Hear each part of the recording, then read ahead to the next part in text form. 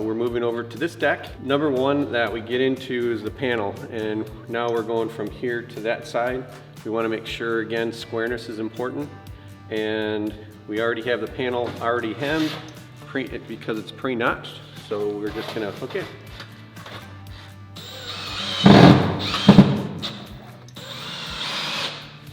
We have this area to worry about. My job at the guy at the eave is to make sure that I have this. Move on to my next one, pre-notched.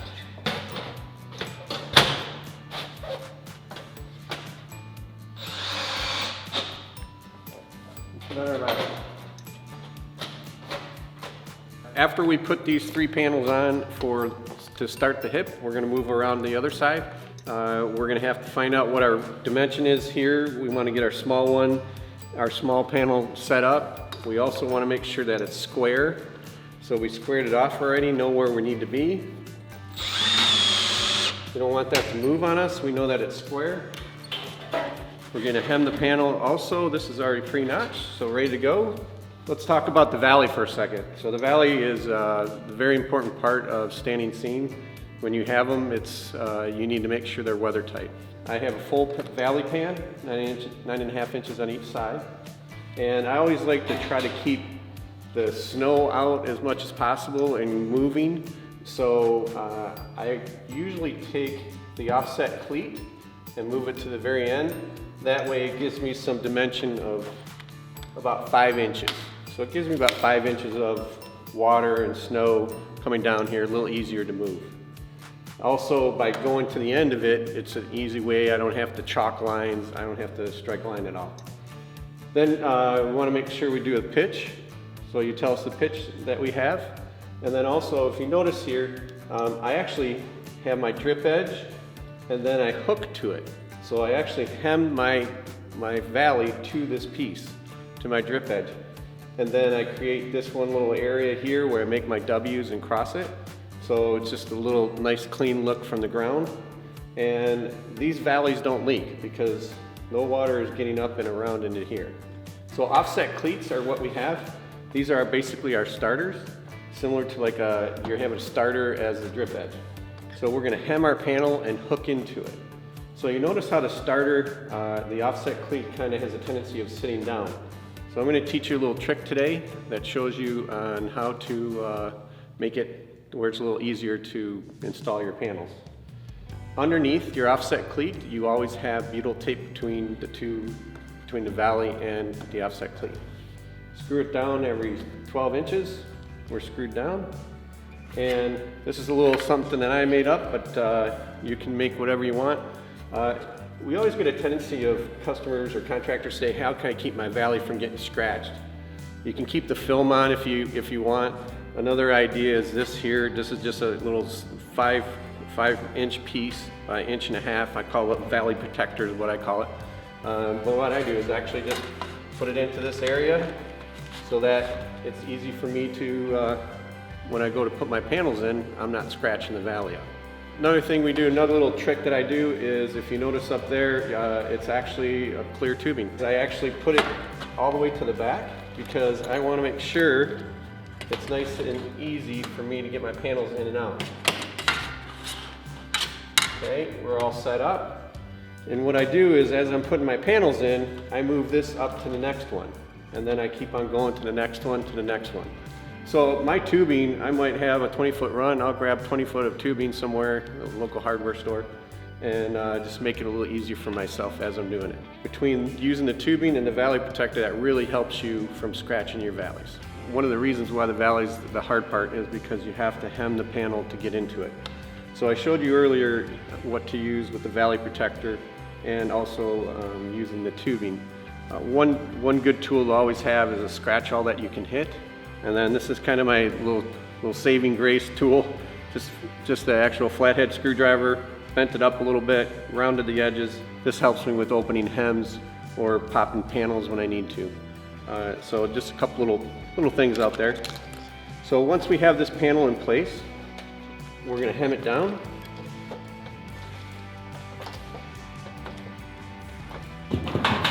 You want to hem about 1 inch to about 1 inch being the most when you're hemming a valley. The reason being is we're hooking into this. If you have 1.5 inches and it's way back there, what happens is that this tubing is really difficult to get out.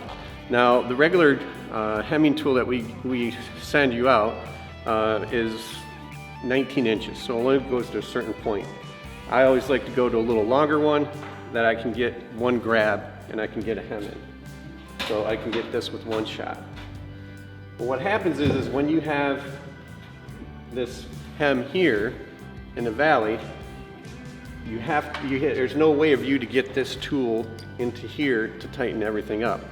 So what you need to do is take this, I use a framing square, I put it into this area. After I cut it, I just grip it nice and tight to this, get it ready, and now it's as tight as I can be, because now I can accept this. After we get this panel on, I showed you how to use the tubing. Then simply take it up to the next one. And then as we get the next panel, we take it up to the next one.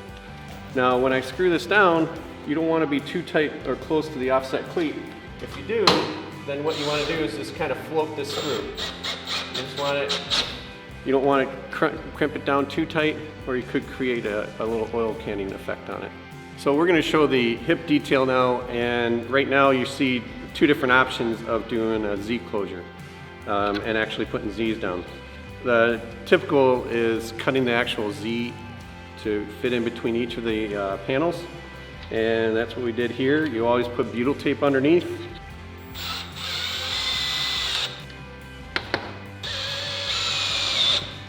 Okay, once we have that done, again, butyl tape underneath everything, we need to put the beaded caulk behind it. So we want to take the caulk, go behind, make sure that nothing's getting in there. The other option is some people will take an actual Z closure, and it's about 10 foot long, and they'll create their own. So you see here, this kind of makes it a little easier as I'm sliding it up, and you'll notice that when I actually apply it. Okay, then now what we're going to do is we're going to hook it and slide it up.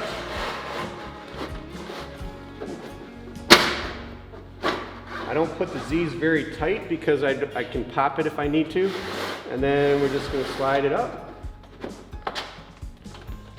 Nice and tight, ready to go. What I would do in this case is I'd put a pop rivet on each side of here just to keep it in place, maybe every 2 feet as I go up, just to keep it nice and tight. We're going to move to the ridge, which is the last part of our portion of details. We already have the rake trim done. We have our panels down, everything's in place. What we're going to do is take our ridge cap right here. I kind of always try to do a dry fit, mark here, mark there, kind of showing where we need to go. And then we're going to use the snap Z vents. Peel the butyl tape, we put it on. We're going to put the second one in place.